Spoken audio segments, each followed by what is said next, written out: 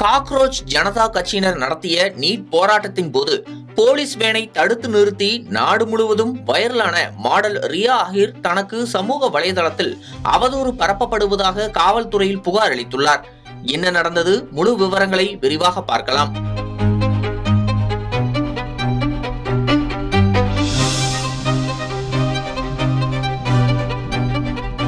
மும்பையைச் சேர்ந்த 27 வயதான model Riya Ahir NEET வினாத்தாள் கசிவு விவகாரம் தொடர்பாக காக்ரோச் ஜனதா பார்ட்டி நடத்திய போராட்டத்தில் பங்கேற்றிருந்தார்.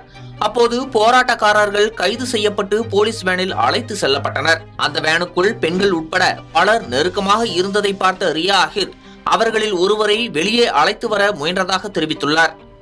ஆனால் அதற்கு போலீசார் அனுமதி அளிக்காத நிலையில் கைது செய்யப்பட்டவர்களை விடுவிக்க வேண்டும் என்று வலியுறுத்தி போலீஸ் வேன் முன்பு நின்று அதை நகரவிடாமல் தடுத்துள்ளார். போலீஸ் வேன் முன் அசையாமல் நின்றிருந்த ரியா அஹீரின் புகைப்படம் நாடு முழுவதும் சமூக வலைதளங்களில் வேகமாக பரவி வைரலானது. பலரும் அவரது துணிச்சலை பாராட்டி பதிவிட்டு வந்தனர். இந்த நிலையில் தனியார் தொலைக்காட்சி ஒன்றுக்கு அளித்த பேட்டியில் போலீஸ் வேனில் இருந்த யாரையும் தனக்கு முன்பே தெரியாது என்றும் மனிதாபிமான அடிப்படையில் தான் அந்த முடிவை எடுத்ததாகவும் ரியா அஹீர் விளக்கம் அளித்துள்ளார். மேலும் வேன் ஓட்டுநர் தன்னை அச்சுறுத்தும் வகையில் பலமுறை இன்ஜினை வேகமாக இயக்கியதாகவும் இருந்தபோதிலும் அங்கிருந்து விலகாமல் நின்றதாகவும் அவர் தெரிவித்துள்ளார்.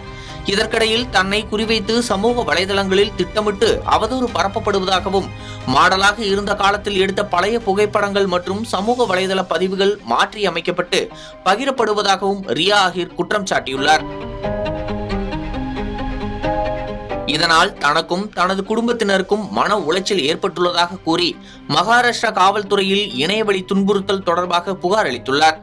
அடுத்த கட்ட விசாரணைக்காக மகாராஷ்டிரா சைபர் பிரிவு அதிகாரிகளையும் சந்திக்க உள்ளதாக அவர் தெரிவித்துள்ளார். அந்த ஒரு நிகழ்வு என்னை நாடு முழுவதும் அறியப்பட்ட நபராக மாற்றும் என்று நான் நினைக்கவே இல்லை. அப்போது தோன்றிய மனிதாபிமான உணர்வின் காரணமாகத்தான் அந்த செயலை செய்தேன் என்றும் அவர் விளக்கம் அளித்துள்ளார்.